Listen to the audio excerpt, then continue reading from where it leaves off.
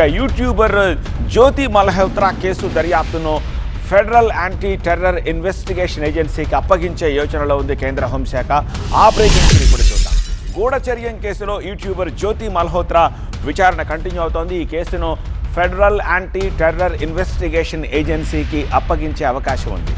భారీ కుట్రే ఇందులో దాగి ఉందని అనుమానిస్తున్నాయి నిఘా వర్గాలు. వివిధ కోణాల్లో దర్యాప్తు అవసరం అంటున్నాయి నిఘా వర్గాలు. కుట్రలో ఢిల్లీలోని Pak high commission, Pakistan intelligence operatives పాత్ర ఉండే అవకాశాన్ని కొట్టిపారేయట్లేదు.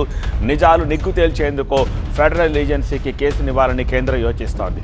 జ్యోతి మల్హోత్రా ఫోన్లు, డిజిటల్ గ్యాడ్జెట్స్ వీటన్నిటిని అధ్యయనం చేస్తున్నారు ఫోరెన్సిక్ ల్యాబ్.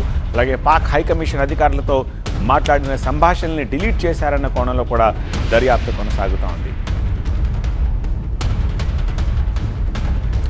దీనికి సంబంధించి లేటెస్ట్ అప్డేట్స్ మా ప్రతినిధి గోపి ఢిల్లీ నుంచి అందిస్తారు. గోపి, ఏమిటి యాంటీ ఫెడరల్ ఇన్వెస్టిగేషన్ ఏజెన్సీ, ఎందుకు ఈ కేసుని వాళ్ళు హ్యాండిల్ చేయాలని చెప్పేసి అనుకుంటున్నారు?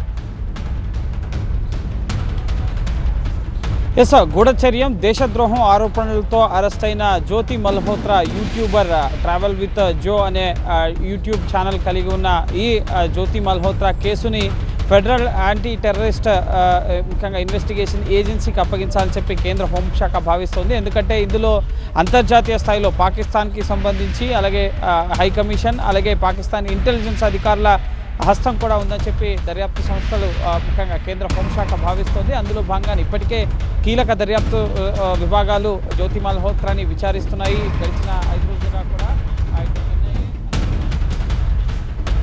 ఇంటెలిజెన్స్ బ్యూరో, అలాగే మిలిటరీ ఇంటెలిజెన్స్ అధికారులు అనేక కోణాల్లో జ్యోతి మల్హోత్రాని ప్రశ్నించడం జరిగింది. కానీ జ్యోతి మల్హోత్రా నేను ఎటువంటి స్పైయింగ్కి పాల్పడలేదు అన్న సమాచారాన్ని ఇస్తుంది. అయితే హైకమిషన్లో, అలాగే పాకిస్తాన్లో ఉన్న అధికారులతో సంబంధాలు ఉన్నాయి. హైకమిషన్ వారు అరేంజ్ చేసిన ముఖ్యంగా ఏదైతే యూట్యూబర్ బ్లాగర్స్కి ఫ్రీగా ఏదైతే ట్రావెల్ ముఖ్యంగా టూర్ని అరేంజ్ చేశారో అందులో భాగంగానే పాకిస్తాన్ వెళ్ళాలన్న అంశాలని ఆవిడ ఒప్పుకున్నారు. అయితే కొన్ని ఇటు పాకిస్తాన్ హైకమిషన్తో జరిపిన చర్చలకు సంబంధించిన ముఖ్యంగా సందేశాలను ఆవిడ డిలీట్ చేసినట్లుగా అధికారులు గుర్తించడం జరిగింది. అందులో భాగంగానే ఈ కేసులో మరింత కుట్రకోణం దాగి ఉందని చెప్పి కేంద్ర హోంశాఖ భావిస్తుంది. దీన్ని ఫెడరల్ యాంటీ టెర్రర్ ఇన్వెస్టిగేషన్ టీంకి బదలాయించాలని చెప్పి భావిస్తోంది. అనేక దేశాల్లో కూడా ఆవిడ పర్యటించారు.